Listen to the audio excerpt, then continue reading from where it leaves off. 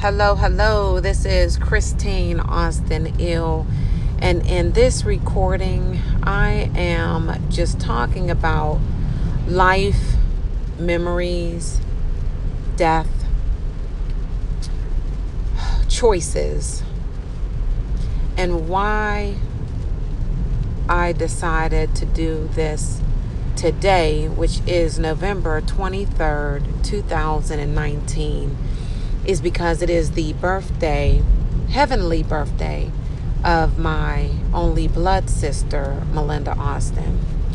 She passed January 14, 2015, 4 years ago, coming up on 5 years. And, we as a people, we go through life. Every day we wake up, we make breakfast or not, we get the kids together or not, we rush to work or not, we take care of our husbands, our parents or not. It just depends on whatever your habits are or your schedule is. That's what we do on a day-to-day basis. We fuss and we complain, we scream and holler. And really, I believe the reason why so many of us are unhappy is because, one, we know that one day we will no longer exist.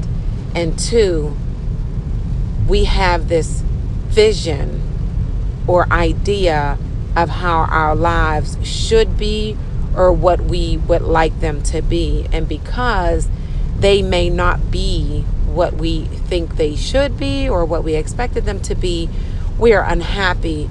And so we go throughout the course of the day and days and months and years not satisfied, not happy, not really being able to enjoy life.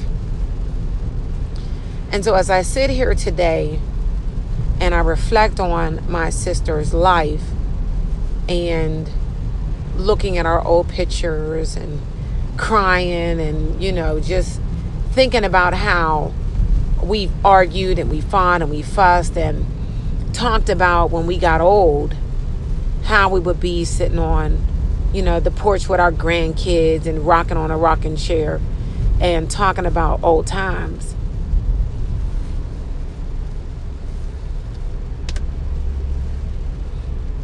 Obviously, that dream or that vision will never happen. What we didn't think about or expect is life to happen. We didn't expect or think about the broken hearts, the depression, the addictions, the pain, the diseases. We didn't think about those things as teenagers because those things were not really discussed. We didn't see those things growing up. They weren't really in our face because even our parents were pretty young and healthy and vibrant. And so as we grow and life happens, dreams are shattered, visions change, and the reality sets in that tomorrow is just not promised. And so as I am coming up on my 46th birthday, and I thank God for that, I am learning to appreciate every single day. Every day that I wake up, I'm grateful. Every night that I'm able to go to sleep, I'm grateful. And I no longer really focus so much on when I get old, because we don't know if we're going to get old. I focus on right now. I focus on, I do look at the future, and I won't be foolish and spend all of my money and not prepare, not put money up for retirement and things of that nature. But that's not guaranteed. What's guaranteed is right now.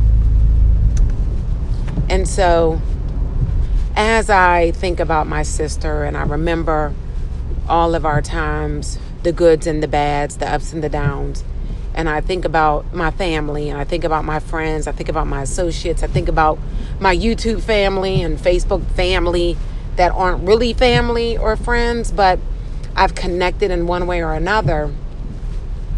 This message is for you, and it's not to be sad, although I'm up and down emotionally, but it is to just bring awareness to, if you're angry with somebody or upset with somebody, mad at them or disappointed, really think about why you feel so deep about that. And is it really even worth wasting another moment without speaking, without saying that you love them, or giving them a hug and saying, you know what, it's okay?